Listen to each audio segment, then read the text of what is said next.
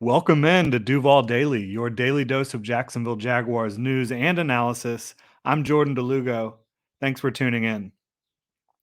We are 7 days away from the 2022 NFL Draft. The Jaguars hold the top overall pick. Today, I'm running my final What I Would Do mock draft for the Jaguars. 7 rounds. Caught some flack over what the point of a non predictive mock draft is.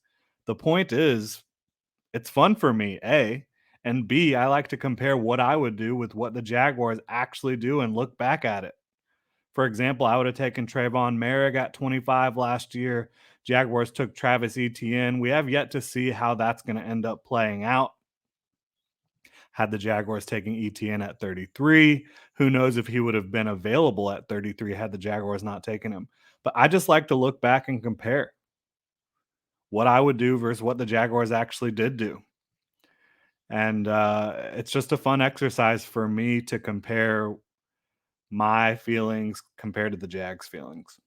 So that's what we're going to do today. My final What I Would Do mock draft of the 2022 NFL draft season. Again, we are 1 week out from the NFL draft. Follow myself at Jordan DeLugo on Twitter and Generation Jaguar at Generation Jag. If you enjoy the content, please go ahead and like and subscribe on YouTube. You can find us by searching Gen Jag. All right. We're going to go ahead and jump into it. I'm going to share my screen with you. We're going to run this on the Draft Network's mock draft machine.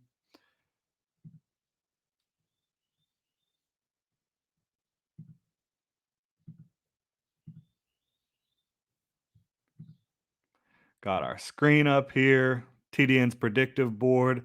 7 rounds. We're going fast here. This might take a little while because I want to get this right. I don't want to overlook anything. Appreciate everybody for tuning in. So TDN is very generous and they've offered us a trade via the Lions, but I don't believe the Jaguars are going to receive any trade offers. Anyways, that would move the needle enough to move out from the number one spot. I do think trading back is the ideal situation, but 1 week out from the NFL draft, it's just unlikely that it's going to happen at this point with no quarterbacks being coveted as top of the draft type of guys, as elite guys. I know Malik Willis has really uh, kind of soared up boards here, but even Malik Willis, I just don't think anyone is trading up to jump the Lions or anyone else for that number one pick. So we're going to sit at one here. And Evan Neal is my top player. I know Aiden Hutchinson is probably the closest thing to a consensus top player in this NFL draft when you look at draft pundits, when you look at analysts and obviously the betting sites. Aiden Hutchinson is the odds-on favorite still. But for me, Evan Neal makes more sense for a variety of reasons. I think he's a better football player. I think that he helps Trevor Lawrence now. He helps the passing game. He helps the running game. He's an elite pass protector at left tackle, at right tackle, at left guard, at right guard. Can play all four positions, can play them all well. He's a mountain of a man at 6'7", 350 plus, incredible athlete. His flexibility allows him to play with great leverage. His hand timing, punch timing, his footwork and his pass sets, all of that's elite. His power at the point of attack is also elite. The one thing you're really looking for Evan Neal to improve on, and he has been improving, is his balance at the second level when he's working to try to make contact with linebackers, off-ball players, the secondary, cornerbacks, safeties, etc. He can kind of lose his balance there. But again, he's dominating at the point of attack in the run game. He's protecting your quarterback. He can play left guard for you. When you look at the Jaguars roster, you're not sure what the plan is for Cam Robinson long term. If it was me, Cam Robinson would not even be on the franchise tag right now. I think they're overpaying him, to be completely honest with you. But even if you're going to overpay him for 1 year, that's okay. Kick Evan Neal inside, and you kind of have a dominant interior offensive line there potentially with Evan Neal playing left guard, Brandon Scherf playing right guard, and Tyler Shatley currently plugged in at center. So we're going to go ahead, put Evan Neal on the board here. I also think when you look at the edge and the OT class overall, because I do think the Jaguars need to land an edge here to pair with Josh Allen. So I'm not out on the edge class at all. But my point here I'm trying to make is that I think Evan Neal and the offensive tackle class isn't as deep as the edge class. So I feel confident that we can get someone to pair with Josh Allen as a starting edge rusher to take some pressure off of Allen in the second round or maybe beyond. So it's Evan Neal at 1 overall. This is the pick I would make. I think it's the right pick. And of course, we're going to be able to sit here and compare the careers of Evan Neal and Aiden Hutchinson and everyone else. Potentially, the Jaguars could take Trayvon Walker. I still think Aiden Hutchinson is who the Jaguars will take, but Trayvon Walker, the buzz is not dying on Trayvon at 1.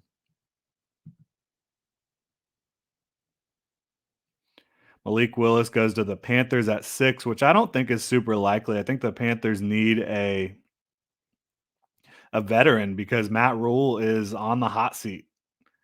That whole staff, that front office is on the hot seat. We're not going to trade out of 33 here. We need to try to add as many talented players as quickly as we can here. If anything, the Jaguars should be more willing to trade up because they have 12 draft picks in the 2022 NFL draft versus moving down here, in my opinion. So Devin Lloyd, Kenyon Green, they both fall out of the first round. Boye Mafe falls out. Perion Winfrey. Ojabo is incredibly talented. He has the Achilles that just awful. I feel so bad for the kid. Tore his Achilles at his pro day.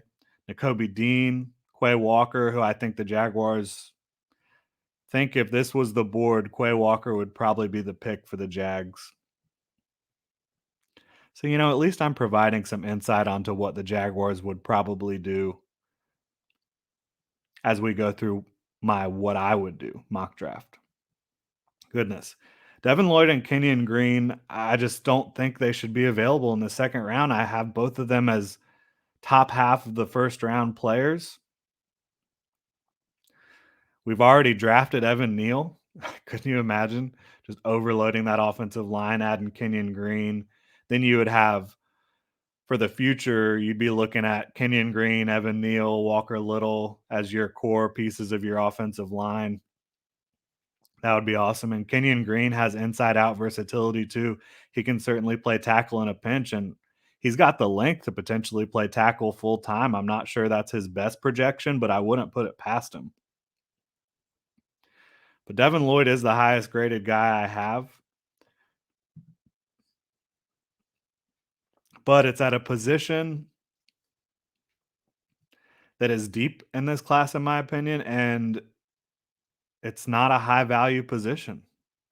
Would I pass on Devin Lloyd, even though he's, I think, like 10th on my board to address edge that I do think is a bigger need? I actually value Ebiketie above Boye Mafe because I think Mafe, there's a solid chance he's going to be a DPR, designated pass rusher at the next level. I'm not sure he has the ability to set the edge. Mm. Would I take Arnold Ebiketie at 33? I wouldn't have any problem with it. I'm just trying to decide, is that the best possible decision we can make? I'm not sure that it is. Because when you look at guys like Josh Pascal, Kingsley Enagbare, Drake Jackson, I think Nick Benito is a DPR as well. Sam Williams, Majai Sanders. These are guys that I think have starting potential at the edge spot. So if I took Ebiketie, I would not be taking the top player on my board. Do I feel comfortable doing that?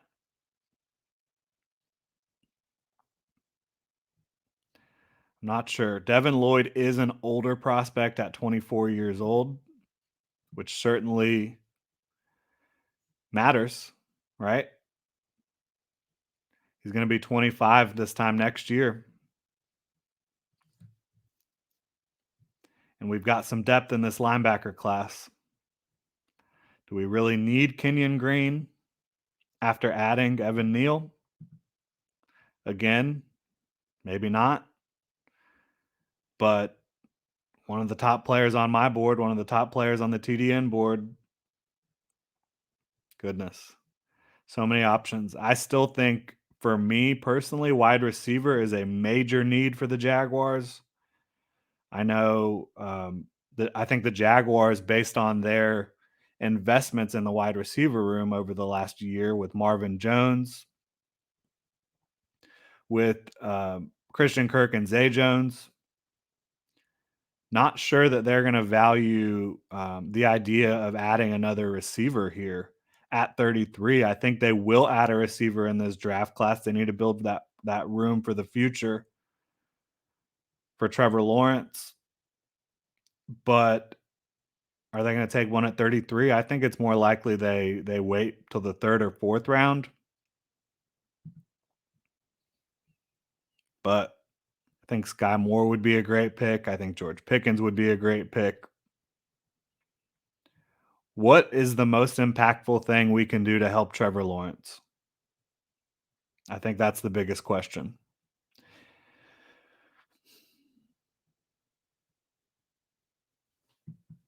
I'm going to say it's adding George Pickens. He would be a first round pick minus his ACL in 2021. I firmly believe that. He is a quick twitch guy, very explosive mover. He ran the 4.47 40 less than a year after the torn ACL. Is he a culture fit? I've heard some not so great things about the personality, but I'm not privy to, what he's like on a daily basis inside that locker room. I know that is critical for the Jaguars, for this coaching staff. Doug Peterson highly values positive energy, uh, team first players. I think George Pickens fighting to get back on the field in 2021 after that ACL shows a lot about his passion for football.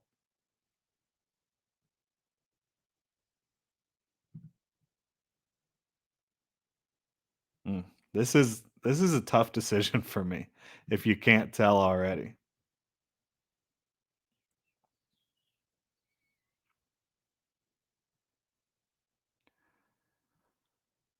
Mm. Jaquan Brisker is another super talented guy at 33. Tyler Smith, the Jaguars have had a pre-draft visit with Christian Harris as well. Of course, that doesn't matter for the what I would do mock draft.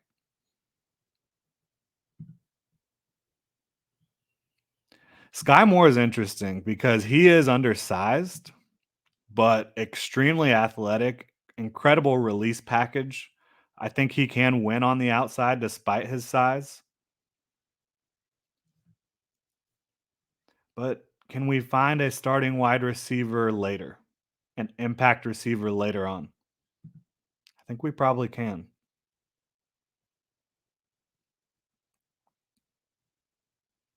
I'm going to go with my board. I'm going to add Devin Lloyd to pair with Foye Oluokun. I think that's going to give you one of the more talented linebacker duos in the AFC. I think that's going to pair well with what Mike Caldwell, the Jaguars defensive coordinator, former linebackers coach, and linebacker in the NFL, wants to do. He had Devin White. He had, of course, I'm drawing a blank on his name. Their other linebacker who's just a superstar, Levante David in Tampa. Devin Lloyd's the pick. He's too good to pass up on. He's in my top 10 overall prospects.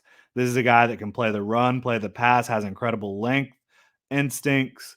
I think he's going to be a playmaker. I think he's going to be a superstar in the NFL.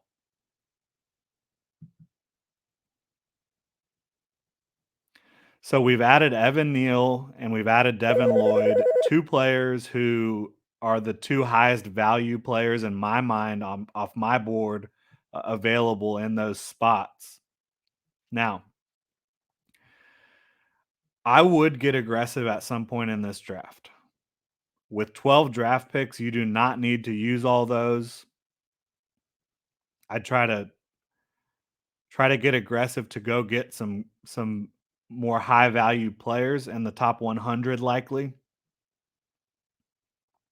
Would I trade 65 and 106 for pick 46 knowing that we still have 70, pick number 70 in the third round?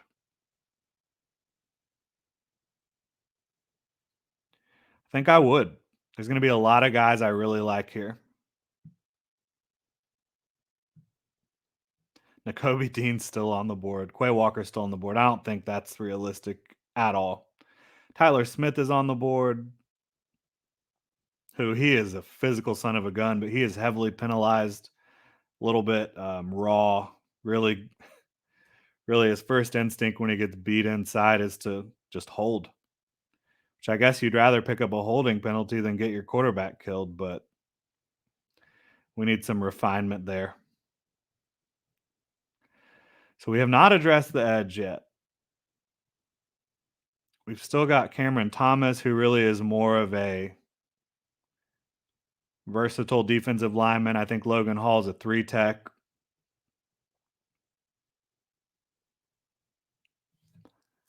So I wouldn't trade up for any of the edge prospects available. Wide receiver, George Pickens is still on the board. I think that's who we trade up for here. I think he has legit X potential. Like I said, great at the catch point, would not be available at this point had it not been for that ACL. Um, I think he's going to develop quickly in the NFL. You pair him with Christian Kirk, with the rest of the guys you got in that room. You give Trevor Lawrence a guy who's a ball winner, who can also separate at all levels of the field. I think he has Pro Bowl potential. To me, he's baby AJ Green. He really is. He has that type of game. They just so happen to play at the same school. George Pickens. So now we've got Evan Neal, Devin Lloyd, and George Pickens. I think you've got three immediate impact starters. We're not going to trade up again right now. We might get aggressive on day 3 if we feel like it. Because at this point, we've still got 11 total draft picks. We only gave up one extra draft pick to move up to the 40s to land George Pickens. All right. Got our starting. Oh my goodness. Chad Moom is on the board. I think he's an option at 33. The Jaguars have hosted him for a pre-draft visit. I think they'd certainly value him at 65 or 70. But with Devin Lloyd in the building, with Foye Oluokun under contract, we are not drafting a linebacker right now.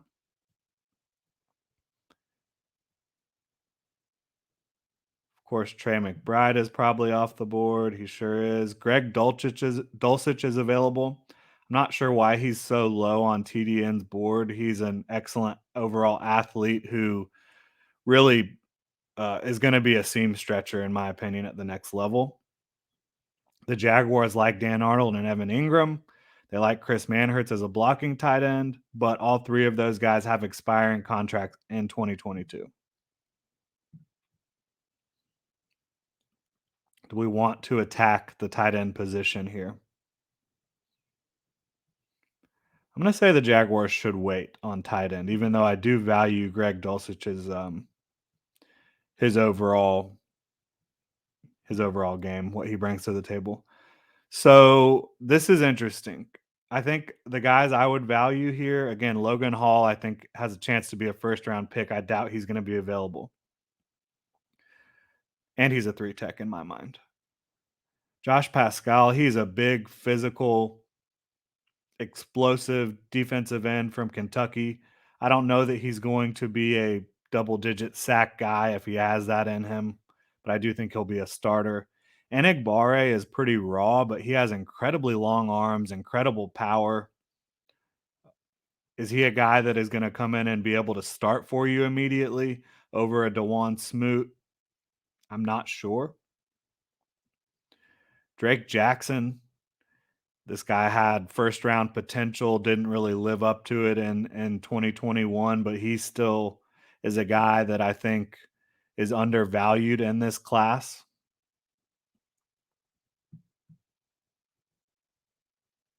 I'm going to check out his mock draftable, see what we're working with Drake Jackson. Haven't done a lot of work on him lately.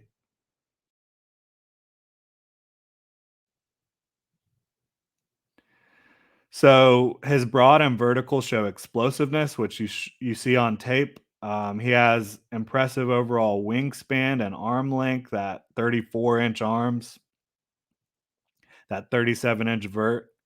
I think he's a guy in the third round that you could be looking at the ability to be a long-time starter to potentially be a Pro Bowl caliber player.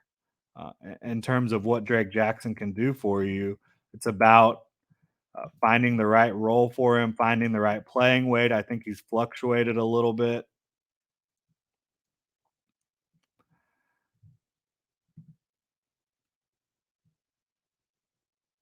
Very interesting player here. Sam Williams, though, too. I mean, he had the off field issues, but I think he is going to be quickly a three down defensive lineman at the next level. You look at Drake Jackson's comparisons. You got Arnold Ebiketie is a 99% match. We don't have the full picture for Jackson here with all the athletic testing. Let's pull up Sam Williams.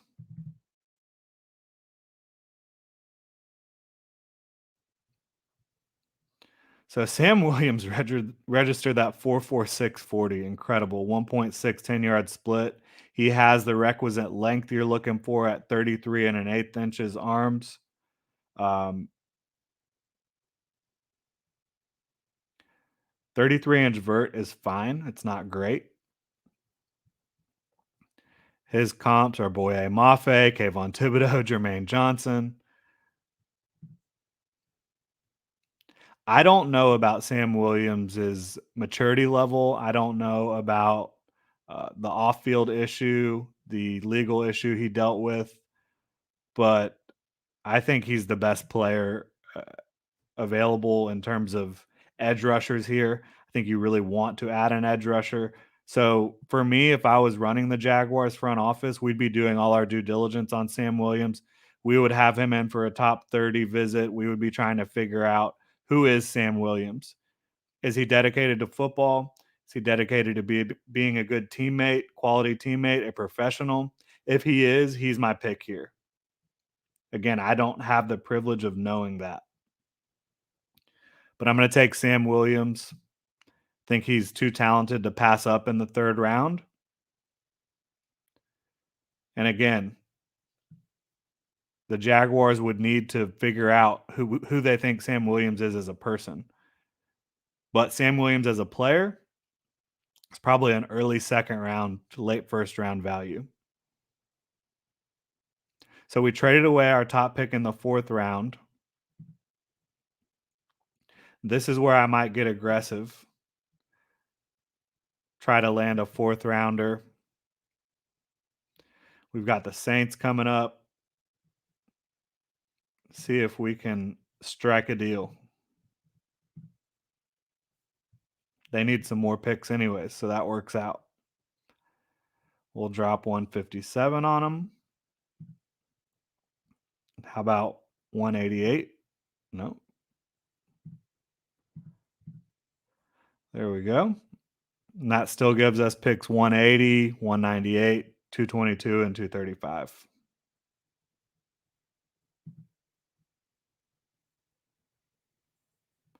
Saints have accepted your offer. All right. Immediately, we get an offer from the Rams.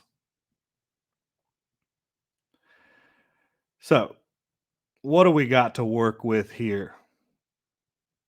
Any of our good safeties still available? JT Woods is interesting for sure.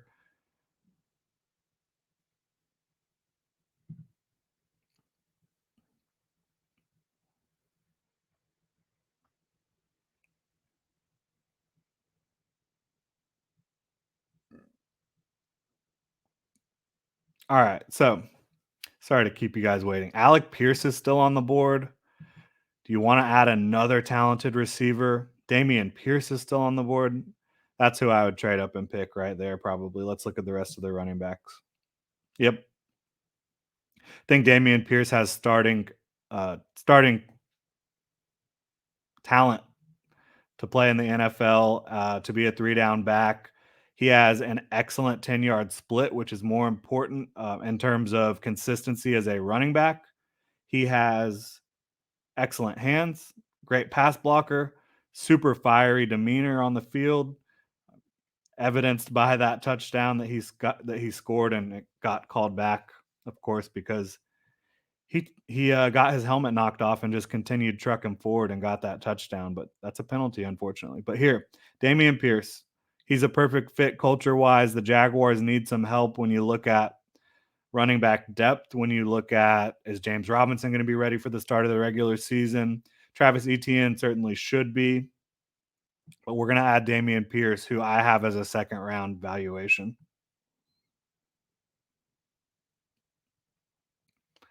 Now we can sit back and relax for a little bit. We've added our offensive tackle of the future, who is probably going to play left guard in year one. We've added Devin Lloyd, who is going to start next to Foye Oluokun.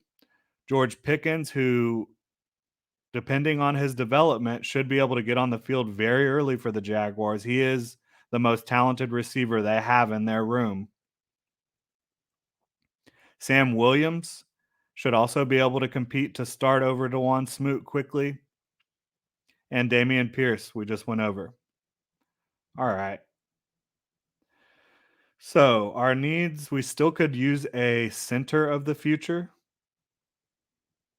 Maybe a center that can replace Tyler Shatley in the starting lineup. Brock Hoffman fits that bill. He's way down there on the TDN board.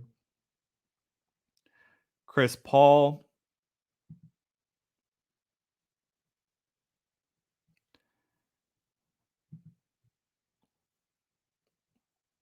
I really wish we had a guy like Luke Fortner still on the board, but he just went off at 177.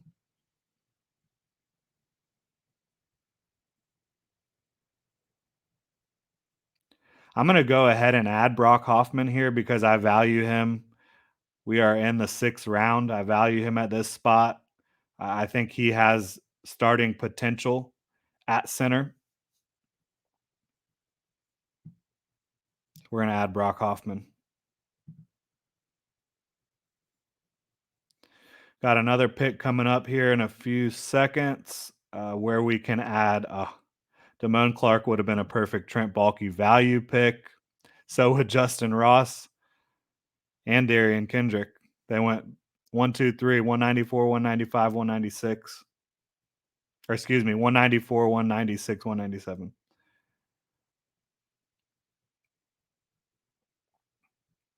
So the Jaguars, in my mind, they do need to bring in someone to compete with Matthew Wright and Ryan Santoso at kicker. But Charlie Kolar still on the board. Unbelievable. We're going to bring him in. I think he has starting tight end potential in the NFL. He's not an elite athlete, but he is amazing at the catch point. I think he's a good enough athlete, again, to potentially be a starter. Broncos are offering us 2 sevenths for 1 7th, and we are not going to do that. We do not need more picks here. With our haul, with our one, two, three, four, five guys that we think can come in and start right away if they needed to.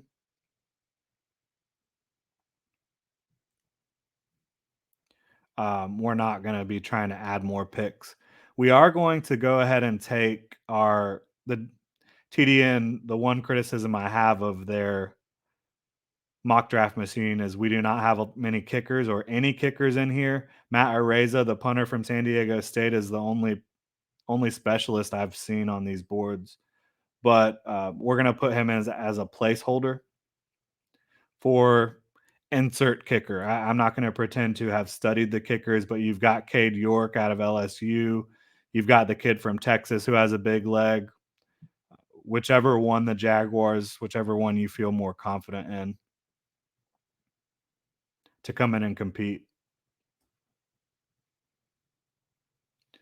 Demarion Williams in the seventh has been my go-to pick. He is a developmental, undersized, probably nickel corner, but I think he can play inside, outside with his athleticism, with his coverage ability. He's very sticky. He's fiery demeanor. Played, with Marcus Jones his whole career. That Houston secondary was really impressive. We're going to add Demarion Williams. That's going to be our last pick. I think the NFL is moving towards, and a lot of teams should be moving towards having 4 or 5 quality corners that you feel good about. When you look at all of the offenses that are employing 3, 4 wide receiver sets, having those corners that you can match up with, I think is huge. All right, we're just over 30 minutes here. Took Evan Neal at 1 overall. He comes in and starts at left guard in 2022, shifts over to left tackle or right tackle in 2023. Him and Walker Little are your 2 tackles of the future. Devin Lloyd comes in. He's going to start immediately next to Foye Oluokun. They're going to create a dynamic linebacker group for you that kind of emulates what Mike Caldwell had in Tampa. George Pickens, we traded up for. He, in my mind, is a first round talent who is in the second round due to a torn ACL. And he's got catch point ability like no one else in Jacksonville. He can separate intermediate and deep with his twitchy kind of athleticism. 6'3", ran a 4.47, less than a year after a torn ACL. Sam Williams, this is a bit of a risk pick here, but I think it's a value pick as well because minus his off-field mishap, his legal concern that got cleared up, he would probably be a borderline first-round pick. We're getting him at 70. I think he comes in, you pair him with Josh Allen. As long as he has the right mindset, the right attitude, which of course I don't have the access to know that. But as long as he has that, the Jaguars should be happy to add him at 70. Damien Pierce, I think he could come in and start for any NFL team right away. He's not going to have to in Jacksonville probably because of Travis Etienne. But while you're waiting on James Robinson to get healthy, Damien Pierce should come in and be able to fill his role uh, pretty much to a T. I think Damien Pierce could end up being a very similar pro to James Robinson, who has maybe a little bit more juice. Brock Hoffman, he's a starting center of the future, developmental center. If you can get him into your system and get him to be the quarterback of the offensive line, develop him behind Tyler Shatley. Maybe he's able to overcome Tyler Shatley and take over that starting job. Charlie Kolar, I don't believe will be available at this point, but he was in this mock draft and I could not pass up on him.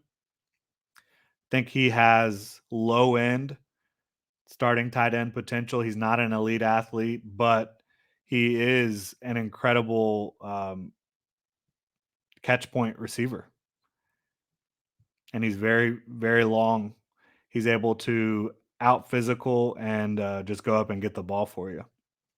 Matt Araiza, that is really just insert kicker of your choice, whether it's Cade York or whoever else you fancy. Come in and compete with Matt Wright. I have not scouted the kickers. I'm not going to lie to you. And then Demarion Williams, he's just a guy that I think has way more value than being a seventh round pick. He's a little undersized, sure. But again, I think building up that secondary room and building up the cornerback room to be able to compete with some of the high flying passing offenses in the NFL is critical. You need depth at cornerback because it only takes one corner to screw up for you to be giving up a big play. Got to have a lot of those guys. And the Jaguars do, especially now with Demarion Williams here. So this is my final what I would do mock draft of the 2022 draft cycle for the Jaguars. We will have another predictive mock draft for you probably next week, maybe on Wednesday, the day before the draft, maybe on Thursday, day of the draft.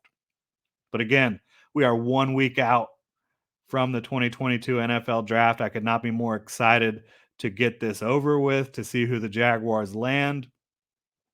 And you guys, let me know what you think of what I was able to put together here for the Jaguars and my final what I would do mock draft.